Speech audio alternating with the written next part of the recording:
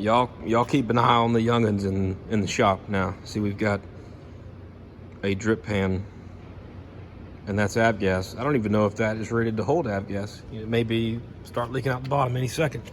And it's leaking because it's dripping out of the fuel selector. The fuel selector is off. So obviously that needs to be worked on. But hey, they make these things called cat plugs. And you just put it on the line, and then it tightens like that. And then you won't need the fireball tray down there. I tell you. Time for an update on the leaking 210 with the TSIO 520-R. Landed with an oil leak in flight.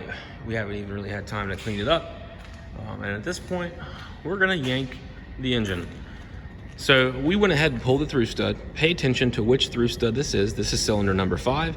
That's cylinder number 6. This is the upper boss through stud. We pulled it out. Here is the through stud as it was removed.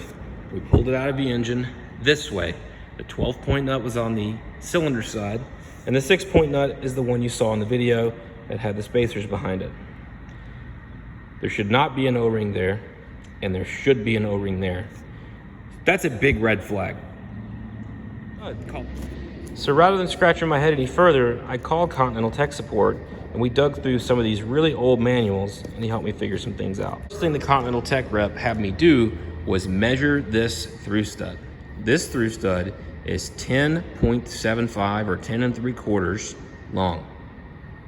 It is the wrong through stud to be where it is. It is too long. That led us to the next obvious conclusion of, well, there's got to be one too short somewhere in the engine, and unfortunately we found it. Over here, what do we have? If you actually look at that, the threads aren't even all the way through the stud. And it's the same way on the other side, it's just up under the mag. That through stud is too short. I have a through stud that's too long.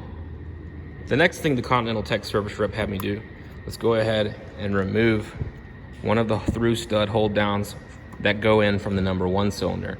So there should be 2 for number 1, and there should be 2 for number 6 that go all the way through the engine and don't connect to a cylinder on the other side. This is the cracked hardware that you've already seen that came off of the number 6 side.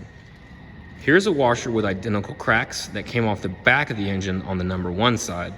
It's difficult to see back there, and even with a light, I missed it looking around for things. Upon taking it off to double check, sure enough, it's got the exact same cracks as the other. Moreover, when I went to loosen the nut,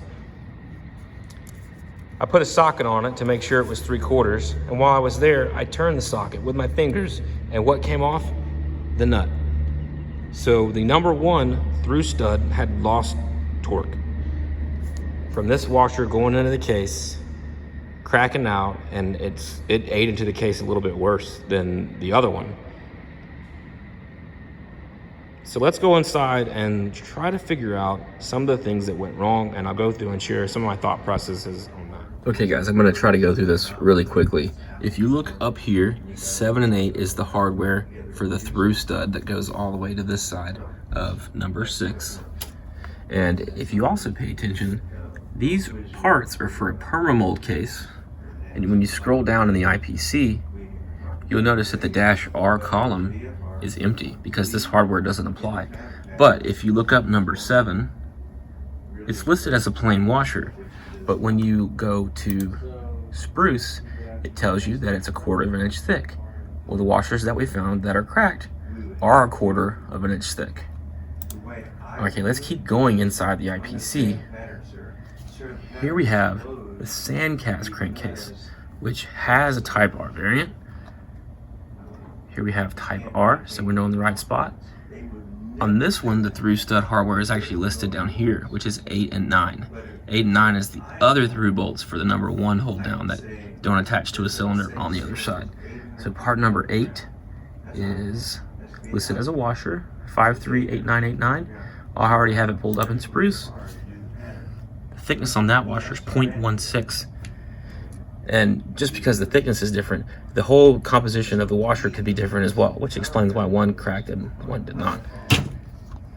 Furthermore, we removed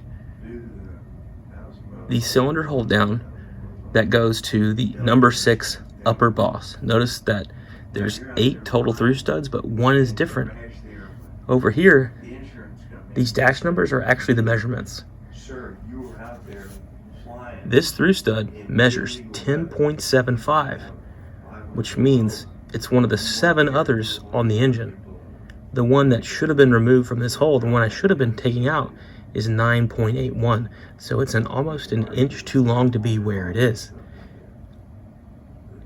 Therefore, I don't want to touch this anymore. All right, after spending about an hour going through all the logbooks and writing down each squawk as they're listed, I came up with this kind of a timeline of engine installed, engine overhauled by a repair station, top overhaul, and then here we are, 2022, it's leaking.